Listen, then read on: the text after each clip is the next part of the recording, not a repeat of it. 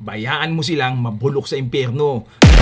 Meron nag-message sa akin, sabi niya, "Sir, meron ka bang topic tungkol sa pangalo niya?" Unang-una, ano ang pangalo niya? Yung po yung infidelity or yung pagtataksil sa kapartner niya. So, una, hindi mo kayang kontrolin ang desisyon or utak ng mga tao sa paligid mo. Kung karelasyon mo ay nagdesisyon na lokohin ka, wala kang magagawa. Hindi yun dahil kulang sa pagmamahal, hindi yun dahil hindi ka sapat, feeling mo. Ang pagtataksil ay isang refleksyon ng kanyang pagkatao. Kung gaano siya kababa, kung gaano siya kawalang kakontentuhan, or minsan or kadalasan, kung gaano siya kababoy. Hindi yan aksidente. Baka namang gawain niya na yan dati pa. Ngayon mo lang na-discover. Swerte ka na rin na-discover mo ngayon pa lang.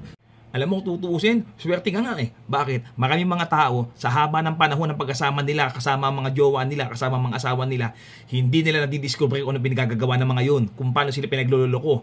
At least ikaw, kahit pa paano, may masasabi ka sa sarili mo na hindi ikaw ang may kasalanan. Sila ang gumawa ng kasalanan sa'yo. Wala kang dadalhin hanggang sa mamatay ka. Bayaan mo silang mabulok sa impyerno. Tandaan mo, digital na yan ngayon. Kung tama ako, kalabitin mo lang ako.